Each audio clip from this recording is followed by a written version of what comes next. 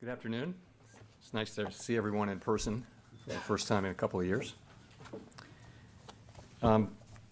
Before I go into the details of today's meeting, I'd like to take this opportunity to speak directly to the American people. Inflation is much too high, and we understand the hardship it is causing, and we're moving expeditiously to bring it back down. We have both the tools we need and the resolve that it will take to restore price stability on behalf of American families and businesses. The economy and the country have been through a lot over the past 2 years and have proved resilient. It is essential that we bring inflation down if we are to have a sustained period of strong labor market conditions that benefit all. From the standpoint of our congressional mandate to promote maximum employment and price stability, the current picture is plain to see. The labor market is extremely tight and inflation is much too high. Against this backdrop, today the FOMC raised its policy interest rate by a half percentage point and anticipates that ongoing increases in the target rate for the federal funds rate will be appropriate. In addition, we are beginning the process of significantly reducing the size of our balance sheet.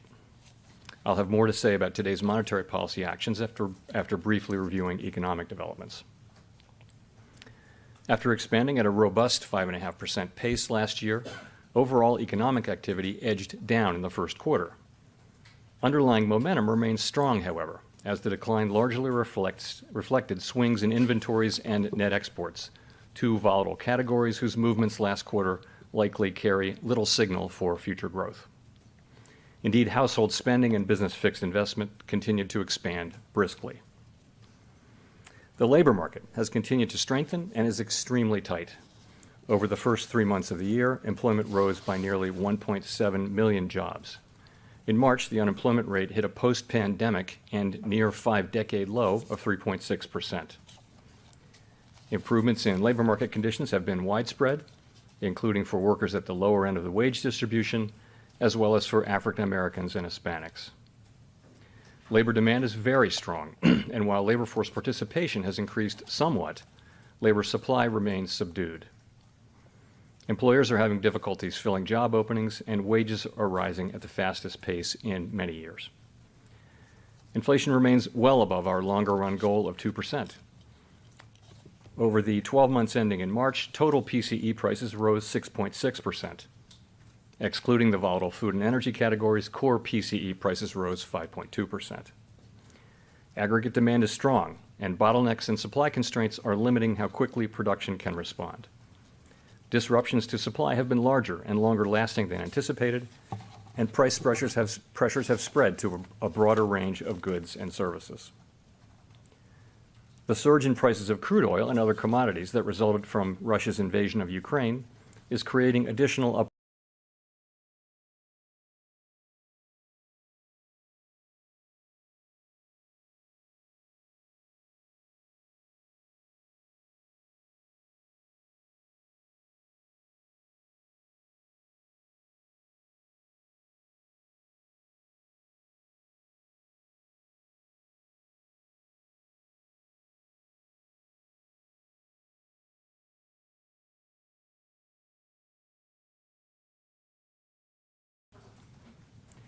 The Fed's monetary policy actions are guided by our mandate to promote maximum employment and stable prices for the American people. My colleagues and I are acutely aware that high inflation imposes significant hardship, especially on those least able to meet the higher costs of essentials like food, housing, and transportation. We are highly attentive to the risks that high inflation poses to both sides of our mandate, and we're strongly committed to restoring price stability. Against the backdrop of the rapidly evolving economic environment, our policy has been adapting, and it will continue to do so. At today's meeting, the committee raised the target range for the federal funds rate by a half percentage point and stated that it anticipates that ongoing increases in the target range will be appropriate. We also decided to begin the process of reducing the size of our balance sheet, which will play an important role in firming the stance of monetary policy. We are on a path to move our policy rate expeditiously to more normal levels, assuming that economic and financial conditions evolve in line with expectations. There is a broad sense on the committee that additional 50 basis point increases should be on the table at the next couple of meetings.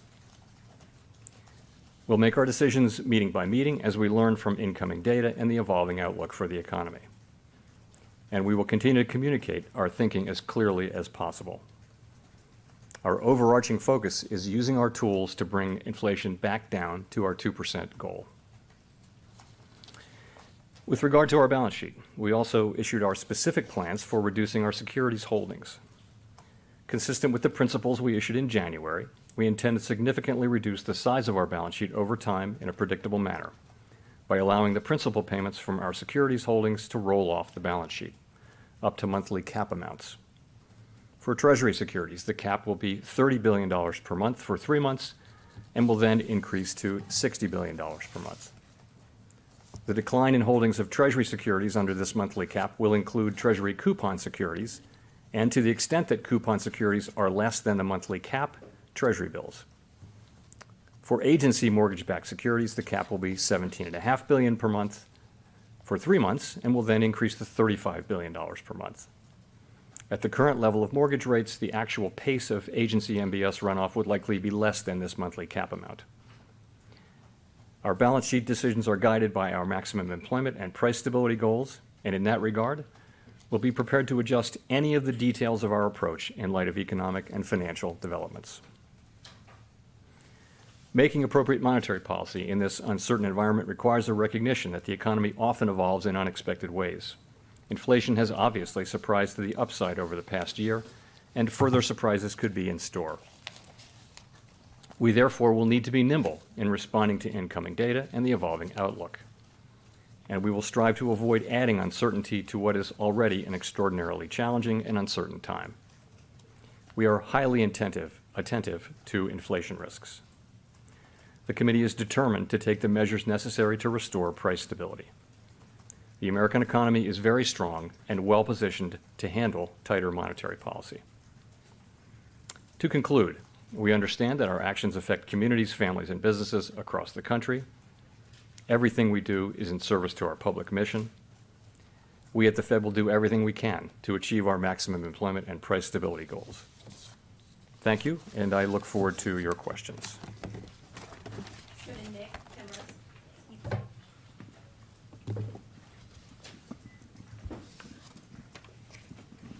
Nick Timmeros of the Wall Street Journal. Chair Powell, the unemployment rate at 3.6% in March is now essentially at the level that the committee had expected would prevail over the next 3 years, and at the bottom end of FOMC participants' projections for the longer run rate that you submitted in the projections at the last meeting. How has your outlook for further declines in the unemployment rate changed since March? What does this imply for your inflation forecast? And how has your level of confidence changed with regard to the feasibility of slowing hiring without pushing the economy into recession? Thanks. Thank you. So you're right, 3.6% unemployment is just about as low as it's been in 50 years. And I would say that I expect, and committee members generally expect, that we'll get some additional participation. So people will be coming back into the labor force. We've seen that, particularly among prime age people. And that will, of course, tend to hold the unemployment rate up a little bit. I would also expect, though, that job creation will slow. Job creation has been at more than 500,000 per month in recent months, very, very strong, particularly for this stage of the economy. And so we think with fiscal policy less supportive, with monetary policy less supportive, we think that job creation will slow as well. So it is certainly possible that the unemployment would go down further. So I would expect those to be relatively limited because of the additional supply and also just the slowing in job creation. Implications for inflation, really the wages matter a fair amount for companies, particularly in the service sector. Wages are running high, the highest they've run in quite some time, and they are one good example of, or good illustration, really, of how tight the labor market really is. The fact that wages are running at the highest level in many decades. And that's because of an imbalance between supply and demand in the labor market. So we think through our policies, through further healing in the labor market, higher rates, for example, of vacancy filling and things like that, and more people coming back in, we like to think that supply and demand will come back into balance and that therefore wage inflation will moderate to still high levels of wage increases, but ones that are more consistent with 2% inflation. That's our expectation. Your third question was?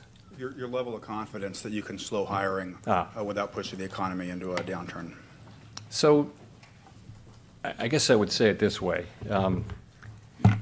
There's a path. There's a path by which we would be able to have demand moderate in the labor market and therefore have vacancies come down without unemployment going up, because vacancies are at such an extraordinarily high level. They're 1.9 vacancies for every unemployed person, 11.5 million vacancies, 6 million unemployed people. So, and we haven't been in that place on the vacancy, sort of the vacancy unemployed curve, the Beveridge curve. We haven't been at that sort of level of a ratio in the modern era.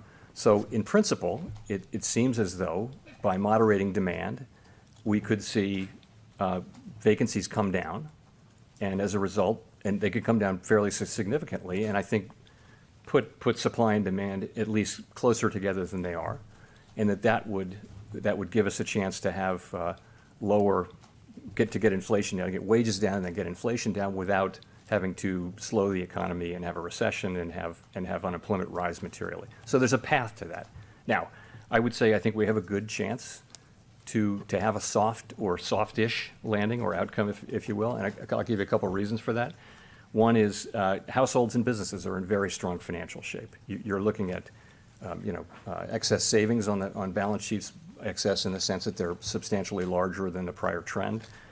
Businesses are in good financial shape. The labor market is, as I mentioned, very, very strong. And so it doesn't seem to be anywhere close to a downturn. Therefore, the economy is strong and is well positioned to handle tighter monetary policy. So, but I'll say, I do expect that this will be very challenging. It's not going to be easy. And it may well depend, of course, on events that are not under our control. But our job is to use our tools to try to achieve that outcome, and that's what we're going to do.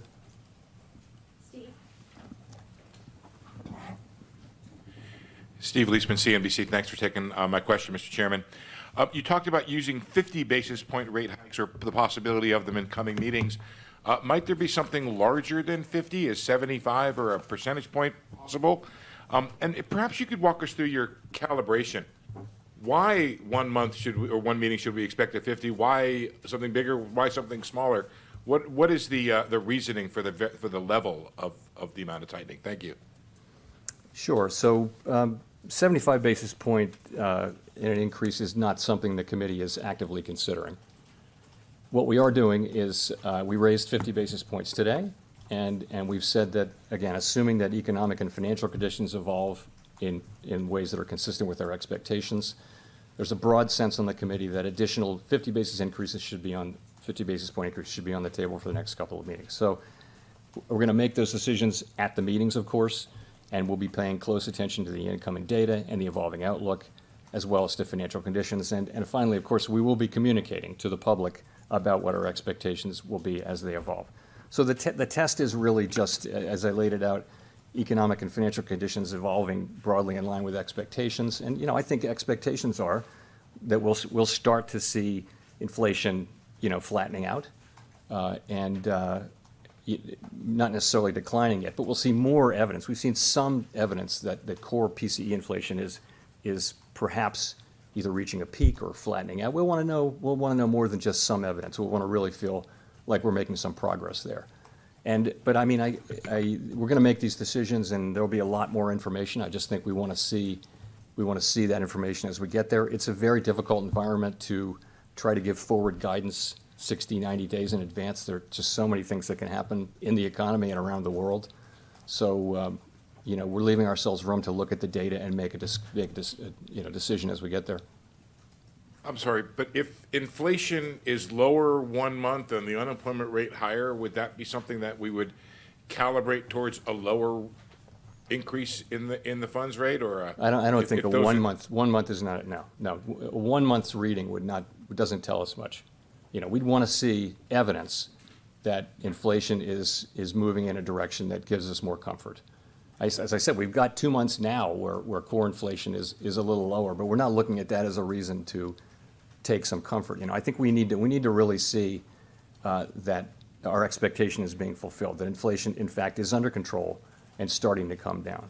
But again, it's not like we would stop. We would just go back to 25 basis point increases. It'll be a judgment call when these meetings arrive. But again, our expectation is if we see what we expect to see, then we would have 50 basis point increases on the table at the next two meetings. Thanks. Let's go to Colby. Thank you. Colby Smith from the Financial Times. Given the expectation that inflation will remain well above the Fed's target at year end, what constitutes a neutral policy setting in terms of the Fed funds rate? And to what extent is it appropriate for policy to move beyond that level at some point this year? So, neutral. When we talk about the neutral rate, we're really talking about the rate that neither pushes economic activity higher nor slows it down. So it's a concept, really. It's not something we can identify with any precision. So we estimate it within broad bands of uncertainty. And the current estimates on the committee are sort of 2 to 3%. And also, that's a longer run estimate. That's an estimate for an economy that's at full employment and 2% inflation. So really what we're doing is we're raising rates expeditiously to what we see as the broad range of plausible levels of neutral. But we know that there's not a bright line drawn on the road that tells us when we get there. So we're going to be looking at financial conditions, right? Our policy affects financial conditions, and financial conditions affect the economy. So we're going to be looking at the effect of our policy moves on financial conditions. Are they tightening appropriately? And then we're going to be looking at the effects on the economy. And we're going to be making a judgment about whether we've done enough to get us on a path to restore price stability. It's that. So if that path happens to evolve levels that are higher than estimates of neutral, then we will not hesitate to go to those levels. We won't. But again, there's a sort of false precision in the discussion that we as policymakers don't really feel. You're going to raise rates, and you're going to be kind of inquiring how that is affecting the economy through financial conditions. And of course, if higher rates are required, then we won't hesitate to deliver them. Neil. Thanks, Chair Powell. Neil Irwin with Axios. Do you see evidence that inflationary psychology is changing, that in areas like workers' wage demands, businesses' willingness to raise prices, do you see evidence that there is a psychological shift going on inflation? Thanks.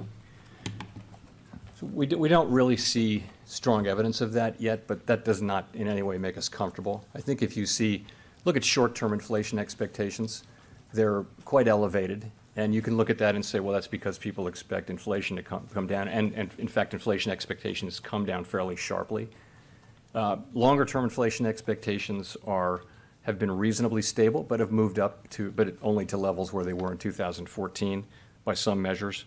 So you can look at that, and I think that's a fair description of the picture. But it's really about the risks. We don't see a wage price spiral. We see that companies have the ability to raise prices, and they're doing that, but there have been price shocks. So I just think it takes you back to the basic point was that we know we need to expeditiously move our policy rate up to ranges of more normal, neutral levels, and we need to look around and keep going if we don't see that financial conditions have tightened adequately, or that the economy is behaving in ways that suggest that we're not where we need to be. So you don't see those things yet, but I would say there's no basis for feeling comfortable about that. It's a risk that we simply can't. We can't run that risk. We can't allow a wage price spiral to happen, and we can't allow inflation expectations to become unanchored. It's just something that we can't allow to happen, and so we'll look at it that way. Gina.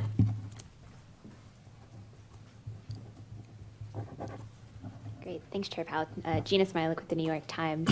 You mentioned in the statement both the upside risks to inflation from Russia and China. Obviously, those are very much supply shocks rather than demand side. And I wonder what you meant to convey by adding them. I wonder what you meant to convey by adding those. Well, so our tools don't really work on supply shocks. Our tools work on demand. And to the extent we can't affect really oil prices or other commodity prices or food prices and things like that. So we can't affect those. But there's a job to do on demand, and that you can see that in the labor market where demand is substantially in excess of supply of workers, and you can see it in the product markets as well. But I guess I'm just pointing out that a couple of things. For both the situation in Ukraine and the situation in China, they're likely to both add to headline inflation, and people are going to be suffering from that. You know, people almost suffer more from food and energy shocks but even though they don't actually tell us much about the future path. So, but the second thing is that they're both capable of preventing further progress in supply chains healing, and so, or even making supply chains temporarily worse. So they're going to weigh on the process of global supply chain healing, which is going to affect broader inflation too. So in a way, they're two further negative shocks that have hit really in the last, 60 days, 90 days. Victoria.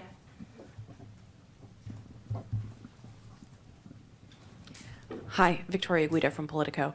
I want to follow up on that because you all have obviously highlighted that there are both supply and demand issues at play in inflation. And I'm just wondering, if these supply chain issues continue because of Russia, because of China, or just because these things take a while to work out, does getting back down to your 2% mandate require that these supply chain issues get resolved, since you can only handle the demand side, as you said, or will you have to crimp demand maybe even further if the supply chain issues don't resolve themselves in order to try and get inflation back down to where you want it to be? So, I'll just say for now, we're focused on doing the job we need to do on demand, and there's plenty to be done there.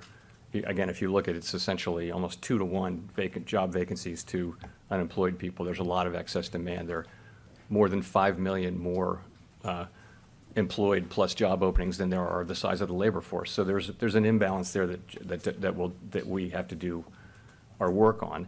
It's a very difficult situation if you can't, you would look at core inflation, which wouldn't include the commodity price shocks, and that's one of the reasons we would tend to focus on that, because we can have more of an effect on that. But it would be a very difficult situation. I mean, we have to be sure that inflation expectations remain anchored, and that's part of our job too. So we'd be watching that carefully, and it puts any central bank in a very difficult situation.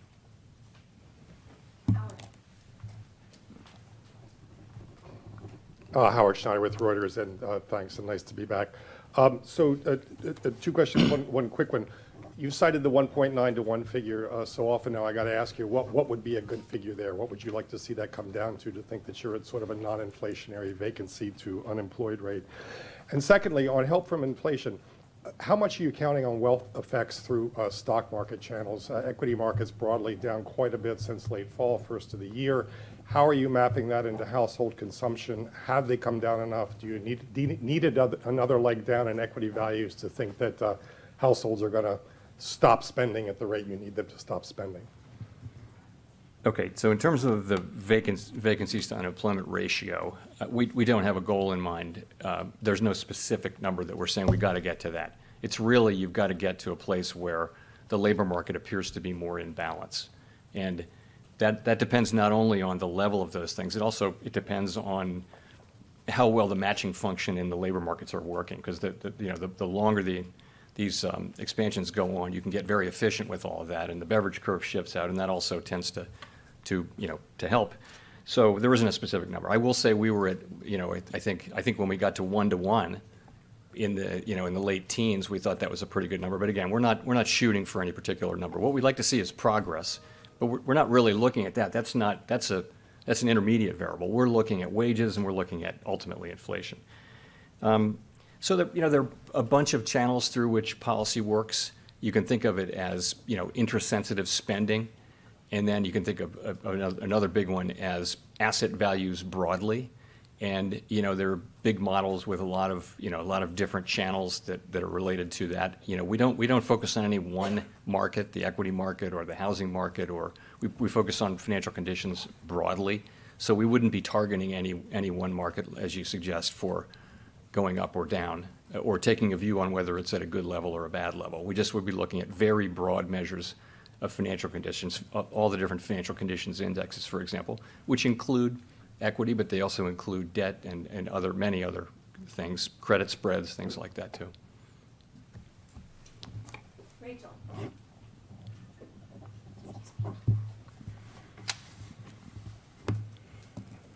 Hi, Chair Powell. Rachel Siegel here from the Washington Post.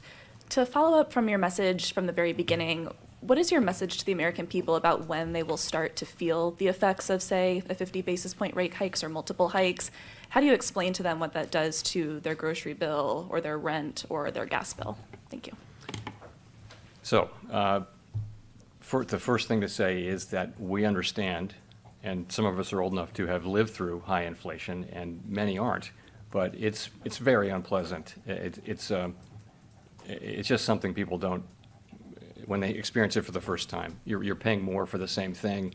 If you're a normal economic person, then you're probably don't have that much extra, to spend, and it's immediately hitting your spending on groceries, on gasoline, on energy and things like that. So we understand the pain involved.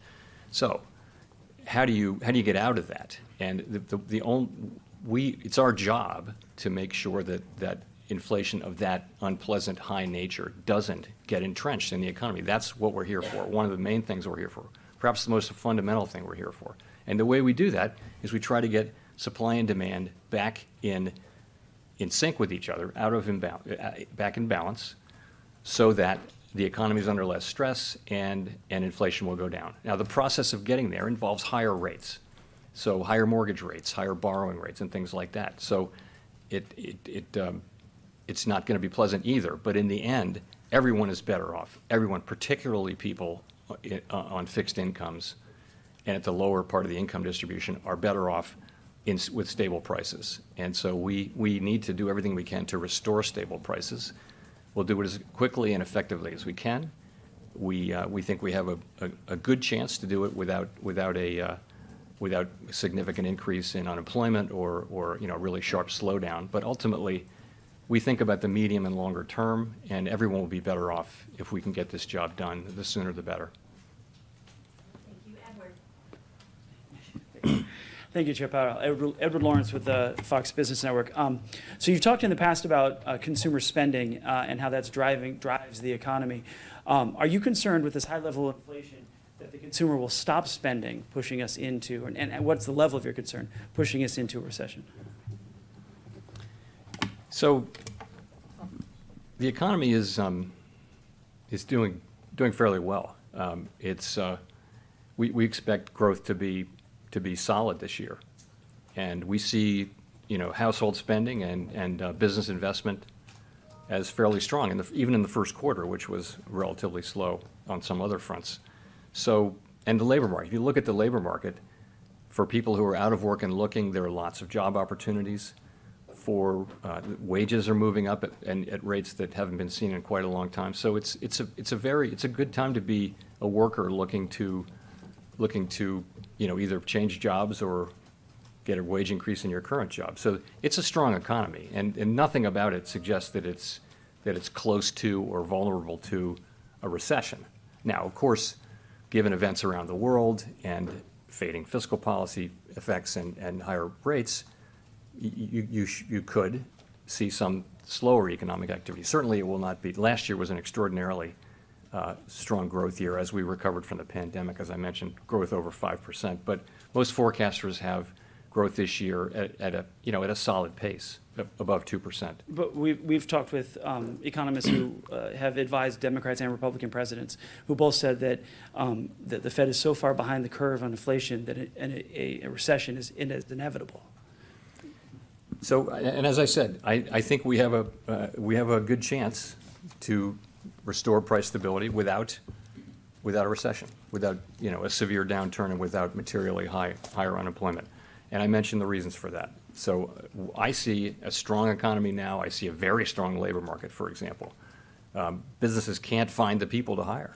They can't find them. So typically in a recession, you would have unemployment. Now you have surplus demand. So there should be room, in principle, to reduce that surplus demand without putting people out of work. The issue will come that we don't have precision surgical tools. We have essentially interest rates, the balance sheet, and forward guidance, and they're famously blunt tools. They're not capable of surgical precision. So I would agree. No one thinks this will be easy. No one thinks it's straightforward, but there's certainly a plausible path to this, and I do think we've got a good chance to do that. And our job is not to rate the chances. It is to try to achieve it. So that's what we're doing. There are a range of opinions, though, and that's only appropriate. Steve Dorsey. Thanks, Steve Dorsey, CBS. You mentioned earlier just now fading fiscal policy. Do you feel that the Fed has been supported enough from policies at the White House and in Congress in combating inflation? It's really the Fed that has responsibility for price stability, and we take whatever arrives at the Fed in terms of fiscal activity. We take it as a given. We don't evaluate it. We don't. It's not our job, really. We don't have an oversight function there, and we look at it as our job given all the factors that are happening, to try to sustain maximum employment and price stability. So, if the Congress or the administration has ways to help with inflation, I would encourage that, but I'm not going to get into making recommendations or anything like that. It's really not our role. We need to stay in our lane and do our job. When we get inflation back under control, then maybe I can, give other people advice. Right now, we need to focus on doing our job, and I'll stick to that, stick in our lane. Okay, Steve Matthews. Steve Matthews with Bloomberg News. A number of your colleagues have said that rates will need to go above neutral into a restrictive territory to bring down inflation. One, do you agree with that? And two, you recently spoke in great praise of Paul Volcker, who had the courage to bring inflation down with recessions in the 1980s. And while it's certainly not your desire, and the soft landing is the big hope of everyone, would this FOMC have the courage to endure recessions to bring inflation down if that were the only way necessary? So I think it's certainly possible that we'll need to move policy to levels that we see as restrictive as opposed to just neutral. We can't know that today. That decision's not in front of us today. If we do conclude that we need to do that, then we won't hesitate to do it.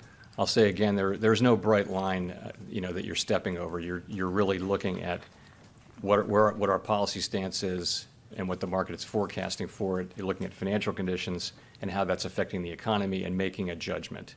We won't be arguing about whose model of the neutral rate is better than the other one. It's much more about a practical application of our policy tools. And we're absolutely prepared to do that. Wouldn't hesitate if that's what is taken. So I am, of course, who isn't an admirer of Paul Volcker? I shouldn't be singled out in this respect, but I knew him just a little bit and have tremendous admiration for him. But I would phrase it this way. He had the courage to do what he thought was the right thing. That's what it was. It wasn't a particular thing. It was that he always did what he thought was the right thing. If you read his last autobiography, that really comes through. So that's the test. It isn't will we do one particular thing. I would say we see restoring price stability as absolutely essential for the country in coming years. Without price stability, the economy doesn't work for anybody, really. And so it's really essential, particularly for the labor market. If you think about it, if you look at the last cycle, we had a very, very longest expansion cycle in our recorded history. And in the last 2-3 years, you had the benefits of this tight labor market going to people in the lower quartiles, and it was, racial wealth and income, not wealth, but income gaps were coming down, wage gaps. So it's a really great thing. We'd all love to get back to that place, but to get back to anything like that place, you need price stability. So we've been hit by historically large inflationary shocks since the pandemic. This isn't anything like regular business. We have a pandemic. We have the highest unemployment, since the Depression. Then we have this outsized response from fiscal policy and monetary policy. Then we have inflation. Then we have a war in Ukraine, which is cutting the commodity, patch in half.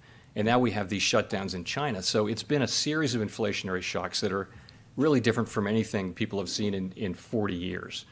So we have to look through that and look at the economy that's coming out the other side. And we need to somehow find price stability out of this. And it's obviously going to be very challenging, I think, because you do have, numerous supply shocks, which are famously difficult to deal with. So I guess that's how I think about it. Hey, Chris Rugaber. Thank you. Chris Rugaber and Associated Press. Earlier, you just said that if necessary, I think were the words, that you would, or if it turned out to be necessary, or you said it's possible that we'll need to move policy to restrictive levels. Given where inflation is and the hot economy is, or certainly the hot labor market as you described it, why still the hesitation? I mean, shouldn't it be, what else do you need to see in order to determine that? Wouldn't the Fed naturally be looking to go to a restrictive level at this point? Thank you. So if I said necessary, I meant to say appropriate. We're not going to be erecting a high barrier for this. It's more if we think it's appropriate. The point is we're a very long way from neutral now. We're moving there expeditiously, and we'll continue to do so. And we can't make that decision really today. The decision about how high to go will be on the table to be made when we reach neutral. And I expect we'll get there expeditiously, as I've mentioned. So it's not that we don't want to making that decision today wouldn't really mean anything. But I'll say again, if we do believe that it's appropriate to go to those levels, we won't hesitate. Thanks. Mike McKee. Mike McKee from Bloomberg Television and Radio. The balance sheet, why did you decide to wait until June 1st to begin letting securities roll off and not immediately start in the middle of this month, say? And do you have a newer or a better estimate for the monetary policy impact of letting the balance sheet decline? And then finally, I'm just curious why you felt the need to address the American people at the top of your remarks. Are you concerned about Fed credibility with the American people? So why June 1? It was just pick a date, and that happened to be the date that we picked. It was nothing magic about it. It's not going to have any macroeconomic significance over time. We just picked that. Sometimes we publish these calendars on the first day of the month, and that's what we're doing. I wouldn't read anything into it. In terms of the effect, I would just stress how uncertain the effect is of shrinking the balance sheet. We run these models, and everyone does in this field, and make estimates of what will be how do you measure, a certain quantum of balance sheet shrinkage compared to quantitative easing. And, these are very uncertain. I really can't be any clearer. There won't be any clearer. People estimate that broadly on the path we're on, and this will be taken probably too seriously, but sort of 1/4%, one rate increase over the course of a year at this pace. But I would just say with very wide uncertainty bands, very wide. We don't really know. There are other estimates that are much smaller than that, by the way, and some of you may have read about that. That's kind of a mainstream estimate. We know that it is part of returning to more normal, more neutral financial conditions. And our strategy is to set up a plan and have it operate, and really have the interest rate be the active tool of monetary policy. In terms of speaking to the American people, I feel like sometimes I want to remind us really that that's who we work for, and that it's inflation that people are feeling all over the country, and it's very important that they know that we know how painful it is, and that we are working hard on fixing it. I thought it was quite important to do that, and so that was really the thinking behind that. Do you think the Fed has a credibility problem? No, I don't.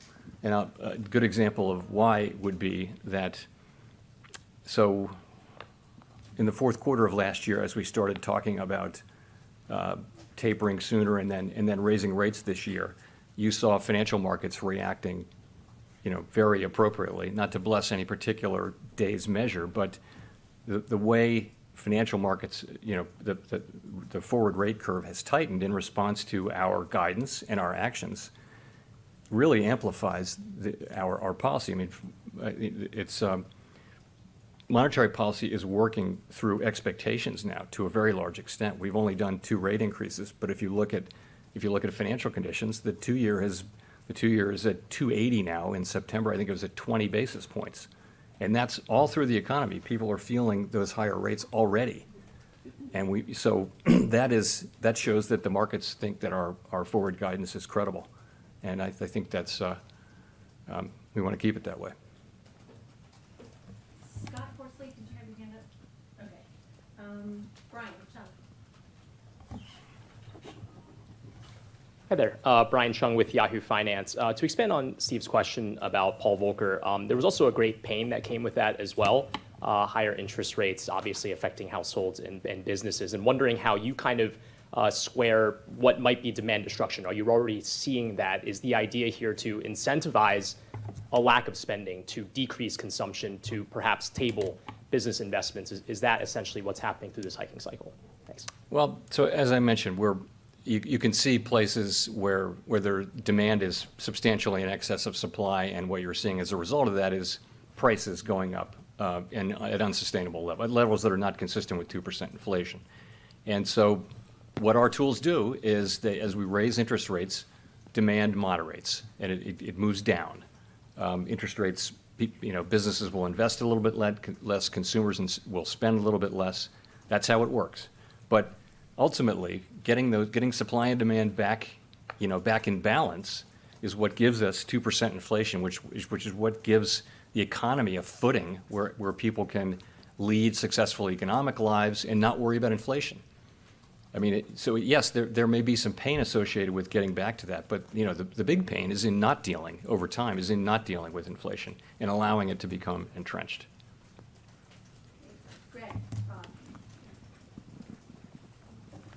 Thank you. Thank you, Chair Powell. Greg Robb from MarketWatch.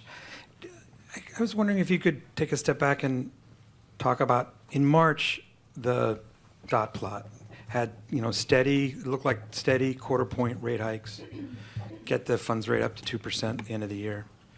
Now, it seems like you're much more aggressive. So could you talk about the thinking that's behind that? Thank you. So, look, I think what you've seen is really, I would say, last fall, in the middle of last fall, there was a time when our policy stance was still pretty much in sync with what the data were saying. If you remember, there were a couple of weak jobs reports, and inflation had actually month by month, inflation had come down till September, a few months in a row, stayed low. And then around the end of October, we got 3 or 4 really strong readings that just said, no, this is a much stronger economy. And by the way, then with the restatement of the jobs numbers, it looked like the job market was much more even and stronger in the second half of the year, but that hadn't happened yet. Anyway, we got an ECI reading, Employment Compensation Index reading, the Friday before the November meeting. Then we got a really strong jobs report. Then we got a really high CPI report. And so I think it became clear to the committee that we needed to adjust and adapt. And we have. Ever since then, really ever since then, we've been adapting. The committee moved by the time of the December meeting to a meeting of 3 rate increases, then to a meeting of 7 rate increases at the March meeting. And that process is going on, and it's clearly continuing. And that's why I say, and I actually mentioned this at the March meeting, that no one should look at any single SEP as sort of a real resting place for 90 days, because we're in a fast evolving situation, and that's what's happened. You can see unanimous vote today, of course, and I told you the guidance that broad support on the committee to have 50 basis point hikes on the table at the next couple of meetings. So you're right, and by the way, other forecasters have been doing the same thing. And it's just us adapting to the data and to the situation and using our tools to deal with it. Thanks. We'll go to Nancy for the last question. Hi, Nancy Marshall-Genzer with Marketplace. Chair Powell, I want to ask how you're able to balance your dual mandate, stable prices and maximum employment, especially when the unemployment rate for black workers is still roughly double, roughly twice the rate for white workers. So unemployment rates for all racial groups have come down a lot and are now much closer to where they were before the pandemic hit. So that's one thing I would say, and that's important. But the bigger point is this: I do not at this time see the two sides of the mandate as in tension. I don't, because you can see that the labor market is out of balance. You can see that there's a labor shortage. There aren't enough people to fill these job openings, and companies can't hire, and wages are moving up at levels that would not over time be consistent with 2% inflation over time. And of course, everyone loves to see wages go up, and it's a great thing, but you want them to go up at a sustainable level, because these wages are to some extent being eaten up by inflation. So what that really means is, to get the kind of labor market we really want to get, we really want to have a labor market that serves all Americans, especially the people in the lower income part of the distribution, especially them. To do that, you've got to have price stability. And we've got to get back to price stability so that we can have a labor market where people's wages aren't being eaten up by inflation, and where we can have a long expansion too. That's the good thing, is you can have, as we've had several of the longest expansions in U.S. history have been in the last 40 years, and that's because it's been a time of low inflation. And long expansions are good for people and good for the labor market. So that's the way I think about it. I think we, our tools work. We have to think in the medium and longer term, and I do think that the best thing for everyone is for us to get back to price stability to support really a sustained period of strong labor market conditions. Thanks very much.